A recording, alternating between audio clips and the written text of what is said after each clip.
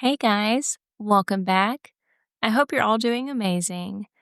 But before we get into anything, I'm going to tell you a quick little story. As you know, or may know, in the last episode, I told y'all I got this weird little audio interface thing. Super duper fancy. Yeah, I still don't know how to use it. Why do I insist on playing with it before it's time to record? I don't know. I guess I have issues.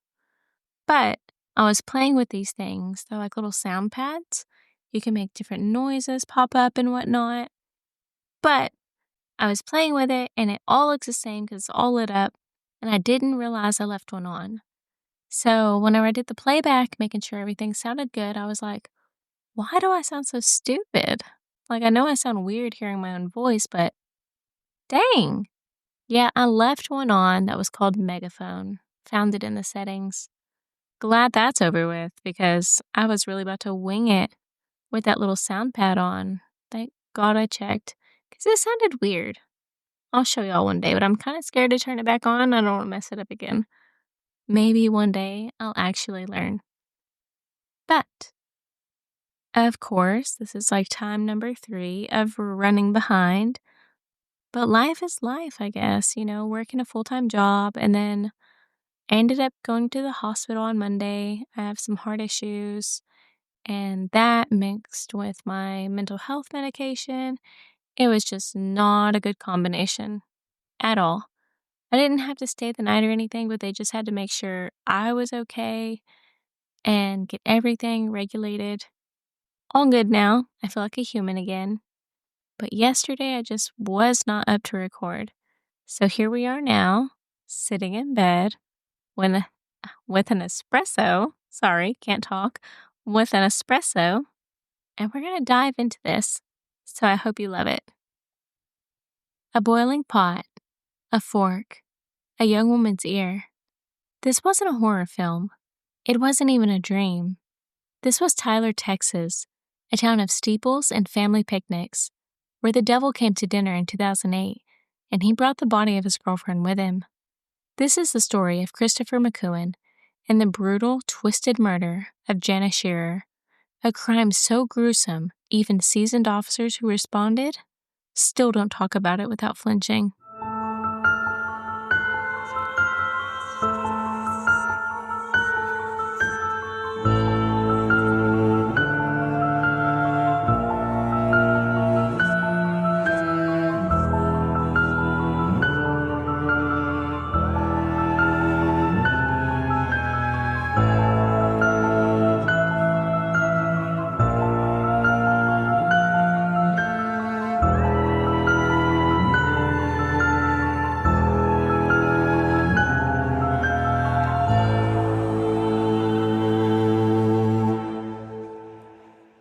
Welcome back to Glow in the Dark, the show where true crime meets dark glam, and horror doesn't always wait for Halloween. I'm Destiny, solo storyteller, cold case junkie, and the kind of girl who sips iced coffee next to her crime scene notes. Just like right now. What can you say? I'm an addict. If you're new here, welcome. And if you've been walking in the dark with me for a while now, then you already know. We don't look away. And today's story, it's local, it's brutal, and it's personal for a lot of people in East Texas. Because this didn't happen in some far-off city. It happened right in Tyler, a place where people know your name, and honestly, probably your mom's name, and more than likely your grandma's name. So, let's begin. Jana Shearer was 21 years old. She had a smile that could light up a room, and a presence that you didn't just forget. She loved animals. She was working, figuring out her future, and she had people who loved her deeply. We don't have pages of interviews or social media to tell us everything about her personality, but what we do know, she was real, she mattered, and she deserved to grow old. According to those who knew her best, Jana was one of those girls who had an energy. Not the over-the-top kind, just the kind that made you feel seen. She wasn't looking for trouble, but like so many young women, she got caught up in the wrong relationship with a man who was, in hindsight, nothing but red flags. His name? Christopher Lee McCowan, 25 years old, tall, athletic, and often described by neighbors as strange or volatile. Let me say this now, because it'll matter later. They had only been dating for a few months. That's it. A short relationship. But sometimes, a few months is all it takes for a storm to build. Christopher had a history. Even if it didn't all show up in public records, his violence wasn't some buried secret.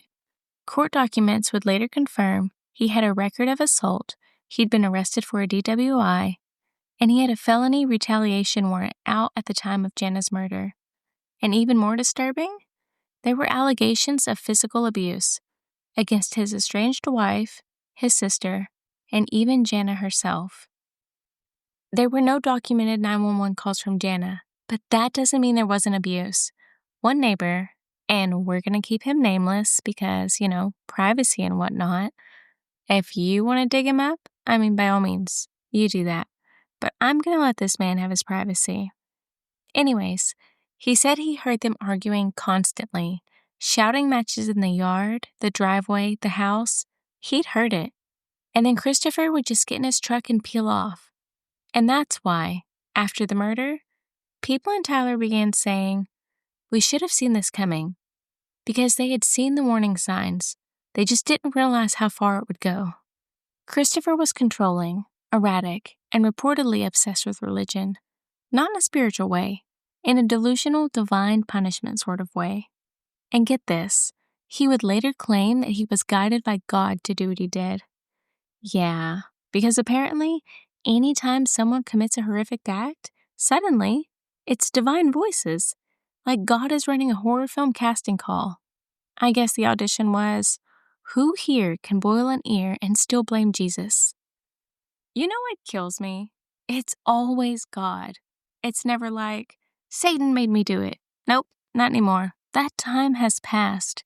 No more satanic panic. At least Satan owns his brand.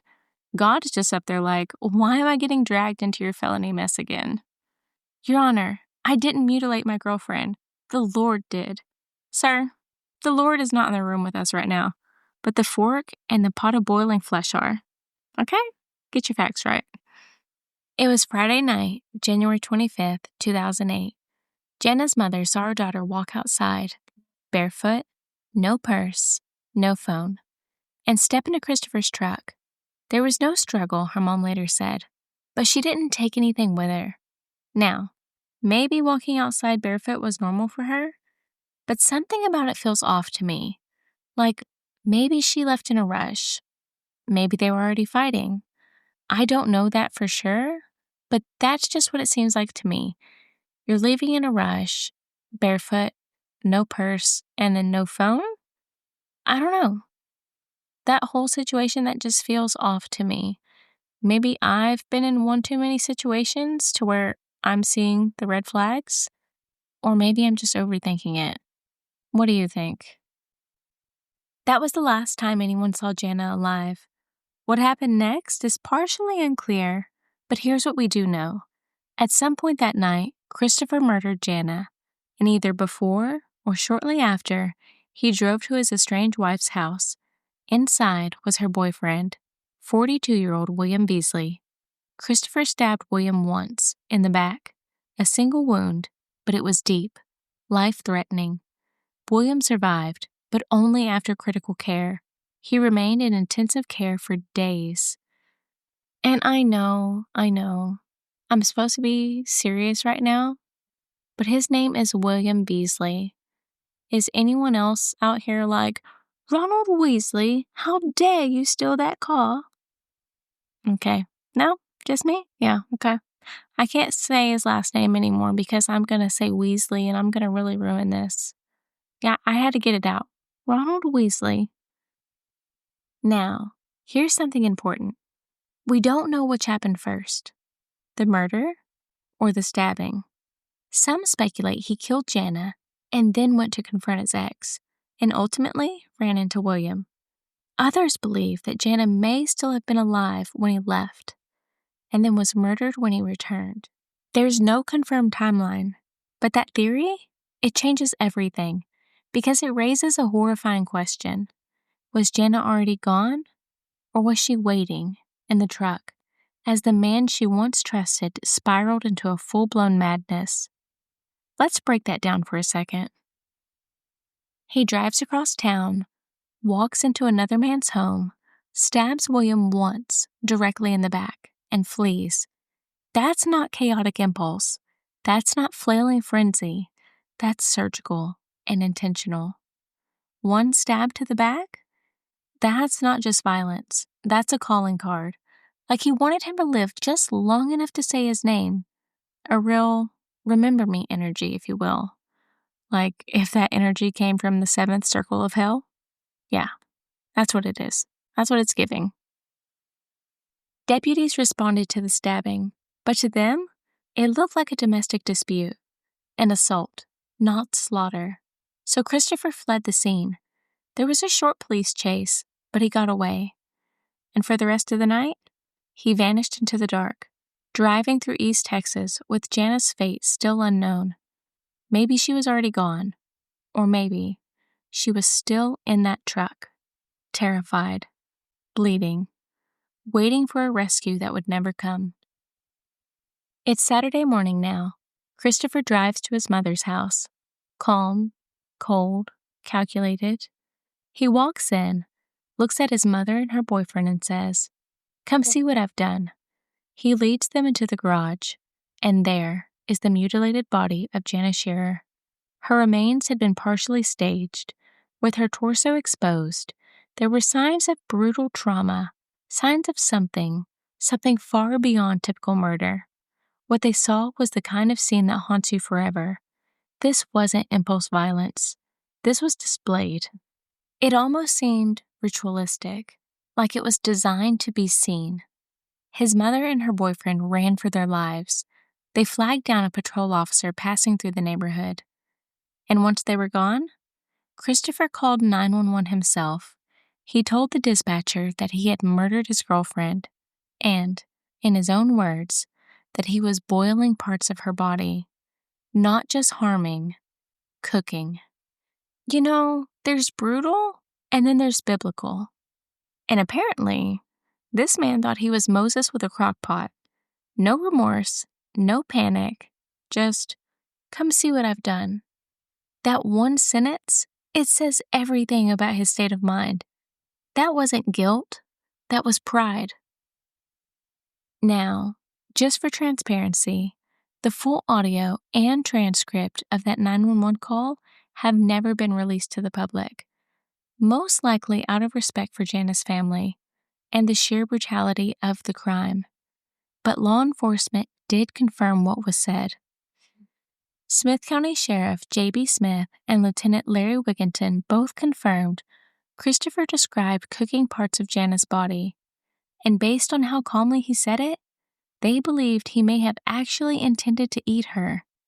There was no panic in his voice, no remorse, just a statement. The dispatcher must have had chills crawling down their spine because Christopher literally told them that he had dinner on the stove, and it was her. When officers arrived, Christopher was still inside. Yes, there was a barricade situation. He initially refused to come out, so a tactical unit was deployed and waited outside, cautiously. They were expecting violence. Okay, buddy, you called 911 on yourself, and then you refuse to come out. That's literally screaming for attention. Confession without surrender? God gives you the divine voice to kill, but won't let you step outside after? After all that, you just boogie into the garage and wait for the SWAT team? What? Officers say Christopher held strong behind closed doors. They had to force their way in. One deputy later said they entered a scene straight out of a horror movie. Inside the kitchen, they found the unimaginable. Jana's mutilated body, one of her ears boiling in a pot on the stove, a piece of human flesh stabbed with a fork, resting neatly on a paper plate like dinner. Not fine china, not a twisted silver platter, a paper plate. The man committed a culinary horror show and went full Dollar Tree with the presentation. Inside, Beyond the pot and the plate was ritualistic precision. Items arranged to shock, to provoke, to leave you gasping. And there's one more chilling layer here. According to multiple reports, there was a Bible left open near the body. Some say it was turned to a verse in Leviticus, a section that talks about burnt offerings and purification rituals. Now, let me be clear. That detail has never been officially confirmed by law enforcement. But the story lingers. Because if it's true, it points to a killer who didn't just snap. It points to someone trying to justify it, trying to turn mutilation into sacrifice. And that brings us right back to what Christopher told the police, that God made him do it. I was told to do it. I had no choice. There was no evidence Christopher actually consumed the flesh, but the presentation was undeniable. This wasn't just murder. This was performance art for the damned, a message. Forensic psychologists call it narcissistic exhibitionism. When a killer doesn't just commit the act, they stage it, display it, and force you to see it. It's like a haunted gallery opening, except the art is flesh and the artist is extremely unwell. He wanted the world, and especially his mother, to see what he'd done, to remember it, to never forget. If you ever commit a horrific crime and your defense is, God made me do it, you're not invoking heaven, you're invoking insanity. Christopher would later be placed on suicide watch, because clearly, something was unraveling in his mind. Jana's autopsy confirmed what officers already feared. She suffered blunt force trauma to the head, likely the first blow. It may have knocked her unconscious, or at the very least, made it impossible for her to fight back the way that she wanted to. Then came the rest. Multiple stab wounds and dismemberment after death. There were defensive wounds on her hands, which means she fought hard. And if you're wondering, how could there be signs of defense if he didn't have a scratch on him? Here's the thing. When someone fights back, it doesn't always mean they injure the attacker, especially if the attacker is larger, has the element of surprise, or if the victim is cornered. Defensive wounds are about her trying to survive, not necessarily about leaving marks on him. And the level of overkill? It suggests rage, possession, or even punishment. But the most chilling part? The dismemberment wasn't random. There was no hemorrhage around the severed areas, which tells us Jana was already gone when parts of her were removed. This wasn't just an act of violence. This was post-mortem mutilation, done deliberately and after the fact, for a reason. Forensic psychologists believe Christopher's behavior wasn't just brutal, it was sadistic. He needed to control, to dominate, to inflict not just pain, but shame. Her body wasn't just killed, it was displayed, staged in a way that mirrored cannibalistic fantasy, arranged for impact. Some even believe that it may have been tied to religious delusions, a twisted idea of sacrifice, which brings us back to his claim that God told him to do it. Jana's family and friends were devastated, but like in so many cases of intimate partner violence, people began asking, why didn't she leave? Or why did she go back? And to that, I say, let's stop asking the victims to do the impossible, and let's start asking the abusers why they forced someone to live in fear. Because here's the truth, backed with some forensic psychology. Victims of domestic abuse often stay due to a complex mix of trauma bonding, emotional manipulation, and fear. There's shame, there's hope they'll change, there's fear of retaliation, and some, they just don't see a way out. Especially when the abuse is psychological, not always physical. When it creeps in slowly, wearing you down, convincing you that it's your fault. Jana may have loved him, or feared him, or both. And sadly, it only took one night for that fear to become fatal. After his arrest, Christopher was placed in Smith County Jail. He was charged with capital murder, but before the trial could even begin, he was gone. On February 20th, 2009, Just over a year after the murder, Christopher was found unresponsive in his cell. He was rushed to the hospital, but pronounced dead shortly after. The official cause? Undetermined medical complications. That's what the records say.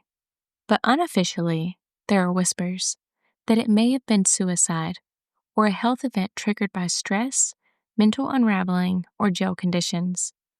No one knows for sure what happened in that cell, but what we do know, he never stood trial. There was no cross-examination, no sentencing, no accountability, no justice served in a courtroom. He took the truth and every last shred of explanation with him.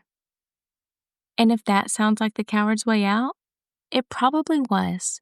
Because let's be honest, he mutilated a woman. He boiled her flesh. He displayed her body like a sadistic art piece. And then he checked out. Before the public could dissect his mind or hear the case laid bare in court, before Jana's family could face him, before the world could even ask, why? It's almost like his final act of control was silence. Because in the end, this man who wanted so desperately to be seen, to be known, remembered, and feared, chose to vanish before he had to explain himself. He made sure the story ended on his terms, but not before writing it in blood.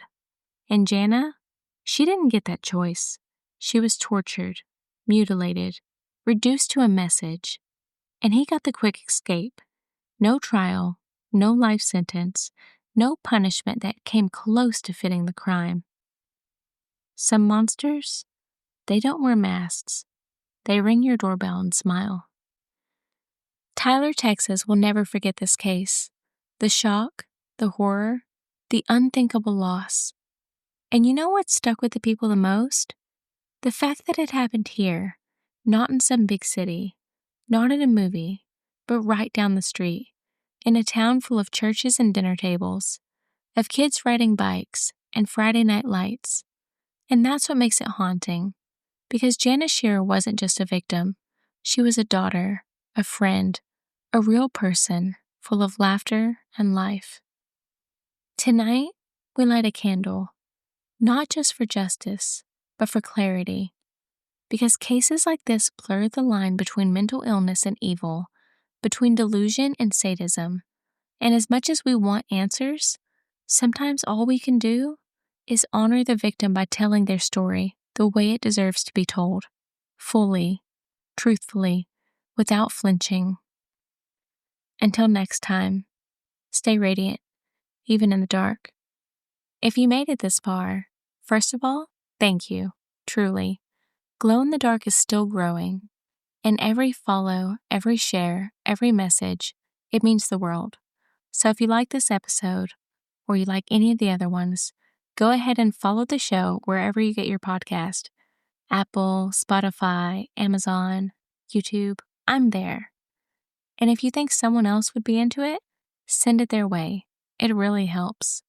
And to everyone who's already been supporting the show, I see you, I appreciate you, and there's so much more to come. Until next time, stay radiant, even in the dark.